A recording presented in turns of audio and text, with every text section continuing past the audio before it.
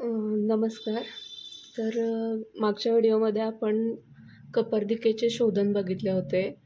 या व्हिडिओमध्ये आपण कपर्दिकेबद्दल डिटेलमध्ये माहिती घेणार आहोत. तर या आपल्याला कपर्दिका दिसत आहेत. यानंतर आपण आता कपर्दिकेची माहिती सुरू करतोय. कपर्दिका हे सुधा वर्गातील द्रव्य आहे. तर सुधा वर्गातील द्रव्यांमध्ये कॅल्शियमची जी काही द्रव्ये आहेत, कॅल्शियम कार्बोनेटची वगैरे, ती सगळी द्रव्ये सुधा वर्गात येतात. तर त्यातीलच एक कपर्दिका आहे. तर त्याचं नाम त्याचे बघूया. तर त्याला संस्कृतमध्ये वराटिका म्हणतात, हिंदीमध्ये त्याला कवडी म्हणतात, आणि मराठीत पण त्याला कवडी, आणि इंग्लिशमध्ये त्याला कवरी म्हणतात. त्याचं रासायनिक नाव कॅल्शियम कार्बोनेट येतं आणि त्याचं सूत्र CaCO3 येतं.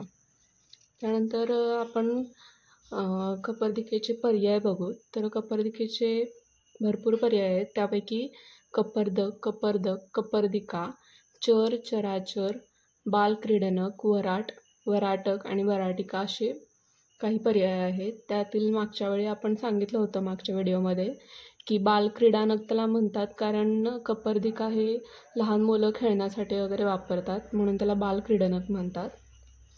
तर याचा इतिहास बघू आपण. तर याच्या इतिहासामध्ये सांगितलं आहे की भारतीयांना अतिप्राचीन काळापासून कपर्दिकेचे ज्ञान होते. तर संहितांमध्ये याचा उल्लेख आपल्याला आढळतो. चरक संहितेमध्ये वराटिकेचा उल्लेख आढळतो. तसेच त्यात वराटिका भस्माचे देखील वर्णन आढळते. इतिहास जास्त मोठा नाही त्याचा, पण आता आपण त्याची उपस्थिती बघूया.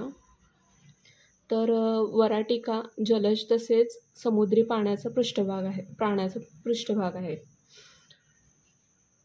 याच्या आतमध्ये मोलुस्का वर्गातील प्राणी राहतो. समुद्राच्या लाटांद्वारे हे प्राणी किनाऱ्यावर येतात.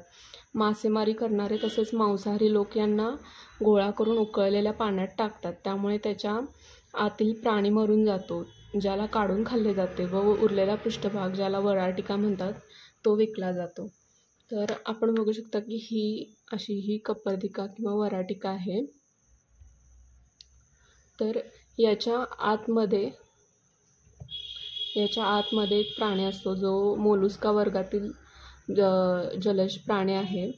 तर या आपल्याला समुद्रात किंवा मोठ्या जलाशयामध्ये सापडतात. तर यामध्ये हा प्राणी याच्या आतमध्ये राहतो आणि समुद्राच्या लाटांद्वारे किंवा काही कारणामुळे हे प्राणी जे असतात हे समुद्राच्या किनारी येतात आणि मग मासेमारी करणारे लोक किंवा जे मांसाहारी लोक असतात ते या कपर्दिका गोळा करतात आणि यांना मग गरम उकळत्या पाण्यात टाकतात आणि त्यामुळे त्यातील प्राणी आतला जो असतो तो श्रिंक होतो आणि श्रिंक होऊन तो मरून जातो.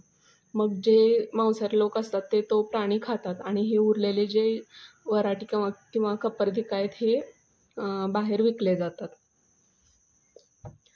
तर त्यानंतर आपण त्याचे प्राप्तिस्थान बघू. तर याचं प्राप्तिस्थान सर्व देशातील समुद्र आणि मोठे जलाशय या ठिकाणी ह्या कपर्दिका मिळतात.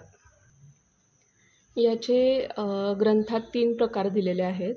तर याचे पीत, श्वेत आणि धूसर असे 3 प्रकार आहेत.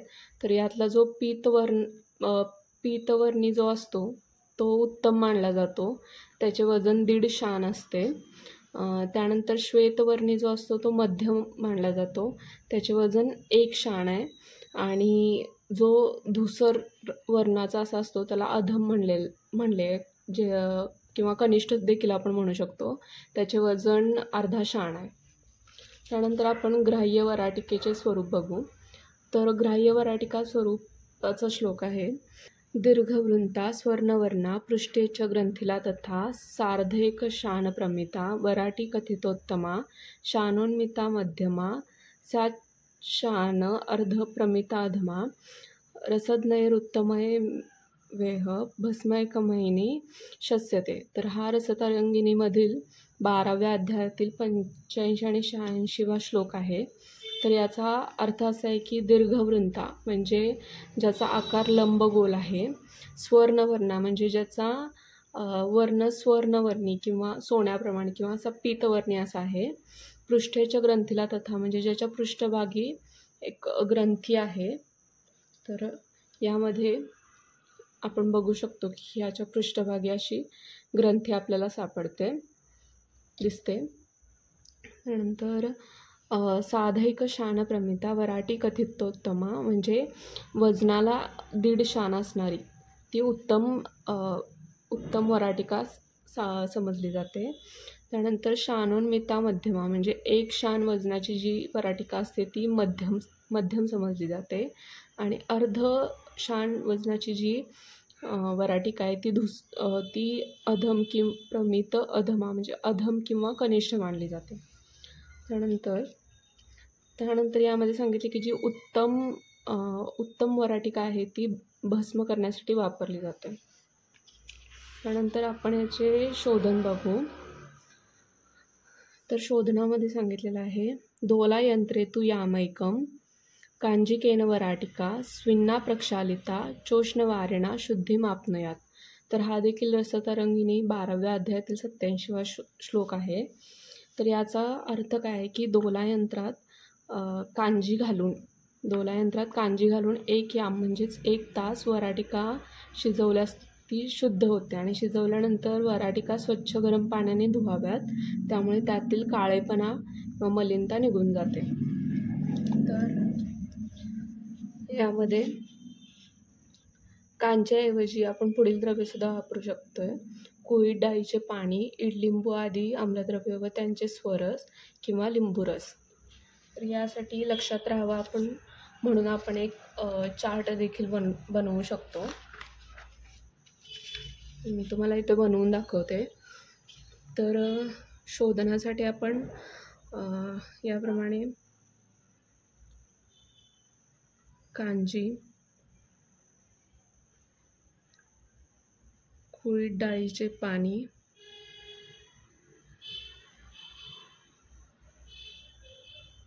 इडलिंबू आदी स्वरस किंवा आम्लद्रव्य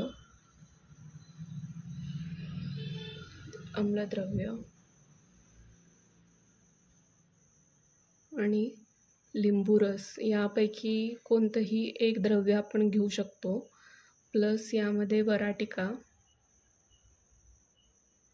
यांचे दोला यंत्रात 1 तास आपल्याला स्वेदन करायचे आहे. 1 तास स्वेदन. आणि स्वेदन झाल्यानंतर स्वांशित झाल्यानंतर आपण या वराटिका गरम पाण्याने स्वच्छ धुवून घ्यायच्या आहेत. गरम पाण्याने आपल्याला अशा प्रकारे स्वच्छ धुवून घ्यायच्या आहेत. त्यानंतर आपल्याला शुद्ध झालेल्या वराटिका प्राप्त होतात. पण लक्षात राहण्यासाठी म्हणून असा हा चार्ट करून सुद्धा ठेवू शकतो, जेणेकरून आपल्याला ते इझिली एक्झामच्या वेळी वगैरे लक्षात राहतील. आता आपण याचे मारण बघू. तर याचे मारण 2 प्रकारे केले जाते, एक तर अंतर्धूम पद्धतीने किंवा बहिर्धूम पद्धतीने. आपण पहिला त्याचे अंतर्धूम पद्धतीने मारण पाहू. त्याचा श्लोक आहे, वराटकास्तु विमलान शरावे स्थापयेत भीषक शरावेन अपरेणात सम्यगाच्छादयेत ततः संधिलेपम ततः कृत्वा शोषयेदातपे पुनः करिषाग्नौ पचेत कामं यत्नतस्तु भिषग्वरः स्वांशितं समुद्धृत्यं खल्वे सचूर्णयेत ततः शरदिन्दुनिभं भस्म सर्वयोगेशी योजयेत.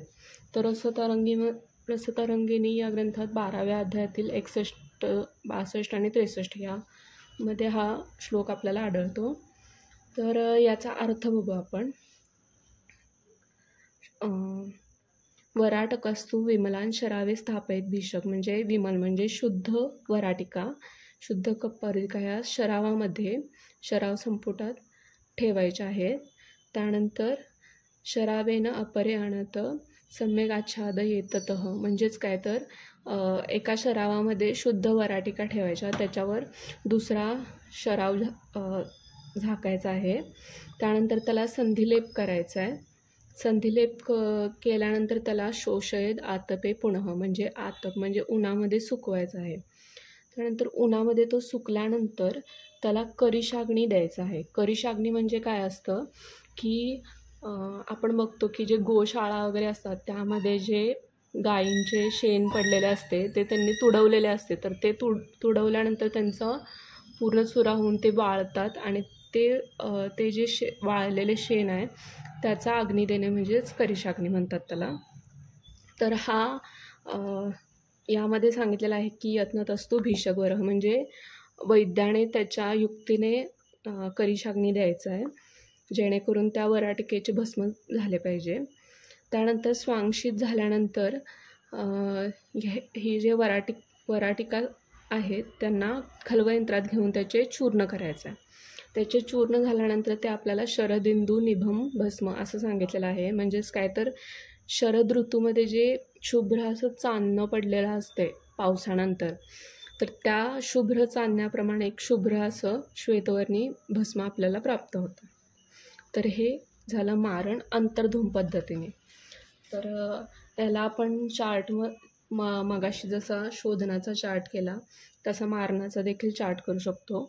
मी जास्त वेळ जाऊ नये म्हणून आधीच हा चार्ट करून ठेवला आहे. तर ह्यामध्ये अशा प्रकारे शुद्ध वराटिका त्यामध्ये त्या शराव संपुटात ठेवून संधिबंद करून उन्हात वाळवायच्या, त्यांना करिशाग्नी द्यायचा, मग त्या स्वांगशीत झाल्यानंतर खल्वयंत्रात घेऊन चूर्ण करायचे आणि चूर्ण केल्यानंतर मग आपल्याला असे शरद ऋतूतील चांदण्याप्रमाणे शुभ्र असे भस्म मिळते. त्यानंतर हे आपण अंतर्धूम प्रकारे बघितलं. आता आपण बहिर्धूम प्रकारे बघू. तर बहिर्धूम प्रकारे हे वराटिका विशोधिता त्वलात काणले स्थिता यदा भवेतु फुल्लिता मृता तदा शनोचिता. हा सुद्धा रसतरंगिणीमधील श्लोक आहे. तर यामध्ये काय सांगितलं आहे की शुद्ध वराटिका शरावात ठेवून त्यावर दुसरा शराव न ठेवता अग्नी द्यावा आणि ते भाजून फुलल्यावर त्याचे भस्म तयार होते. म्हणजे ज्या प्रकारे आपण मगाशी मारणामध्ये केलं की मारणामध्ये आपण काय केलं की एक शराव घेऊन त्यामध्ये वराटिका ठेवून त्यावर दुसरा शराव झाकला आणि त्याला संधिबंद करून आपण उन्हात वाळवलं. तर बहिर्धूम पद्धतीमध्ये काय करायचं आहे की आपल्याला फक्त एकच शराव घ्यायचा आणि त्यामध्ये ती वराटिका ठेवायची, शुद्ध झालेली शोधन केलेली वराटिका, आणि त्यावर दुसरा शराव झाकायचा नाही आणि त्या शरावाला मग अग्नी द्यायची. मग अग्नी झाल्यानंतर ते वराटिका आहे ती फुलते आणि त्याचे भस्म तयार होते. हे झाले बहिर्धूम पद्धतीनं मारण. आता मारण झाल्यानंतर आपण या वराटिकेच्या भस्माचे गुण बघू. तर याचे गुण ही उष्ण आहे, दीपन आहे म्हणजे अग्निदीपन करते, नेत्ररोगहरण, नेत्ररोग आहे त्यांचा नाश करते, कर्णस्रावनाशक म्हणजे कानातून जे काही स्राव येतात त्यांचा नाश करते, अग्निमांद्यनाशक, इथं आपण दीपन म्हणलं आहे त्याचाच अर्थ अग्निमांद्य झाले असेल तर त्याचा नाश करते. त्यानंतर परिणाम शूलादी जे काही शूल आहेत वेदना आहेत त्यांचा नाश करते. ग्रहणी रोगात याला उत्तम औषधी म्हणलेलं आहे. हे महत्त्वाचं आहे की याला ग्रहणी रोगात उत्तम औषधी म्हणलेलं आहे. त्यानंतर हे क्षय आणि स्फोटनाशक आहे. हे वृषकर आहे आणि शरीर धातू पोषणात्मक आहे म्हणजे शरीर धातूंचे पोषण करते. याची मात्रा 2 रत्ती सांगितलेली आहे. 2 रत्ती म्हणजे 250 mg. त्यानंतर याला अणुपान जल सांगितलेले आहे. यानंतर याचे आपण आमयिक प्रयोग बघू. तर पहिला आहे अग्निमांद्य. तर अग्निमांद्यमध्ये त्रिकटू चूर्ण आणि कपर्द भस्म एकत्र करून दिलं तर अग्निमांद्य दूर होतं. त्यानंतर कासमध्ये कपर्द भस्म म्हणजेच वराटिकेचे भस्म, लिंबू स्वरस आणि त्रिकटू चूर्ण हे जर एकत्र करून दिलं तर कास नाहीसा होतो.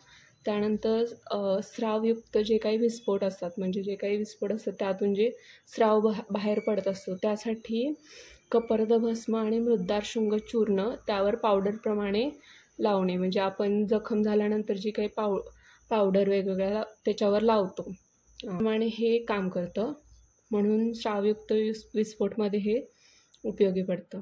त्यानंतर संग्रहणी रोगमध्ये कपर्द भस्म शंखभस्म आणि त्रिकटुचूर्ण हे 1 सप्ताह द्यायचं आहे. हे 1 सप्ताह कंटिन्यू केल्यानंतर संग्रहणी रोग नाहीसा होतो. तर याचे कल्प हे काही कल्प आहेत, हे आत्ता बाजारात उपलब्ध देखील आहेत. पहिला आहे लोकनाथ रस, दुसरा आहे ग्रहणी कपाट रस, प्रवाळ पंचामृत रस, कामदुधा रस, अग्निकुमार रस, प्रधरांतक लोह, प्राणवल्लभ रस, राजमृगांक रस आणि हेमगर्भ पोट्टली रस. तर हे आपलं आता कपर्दिका झालं. तर आपण सुधावर्गातील शंख आणि शुक्ती हे देखील द्रव्य आपण नंतर पाहणार आहोत. तर त्यामध्ये सुद्धा हे प्रवाळ पंचामृत रस व कामदुधा रस हे कॉमन आहे. हे 2 कल्प या तिन्ही सुधावर्गातील द्रव्यांमध्ये कॉमन आहे. त्यामुळे या तिन्ही सुधावर्गातील द्रव्यांमध्ये तुम्ही लिहू शकता.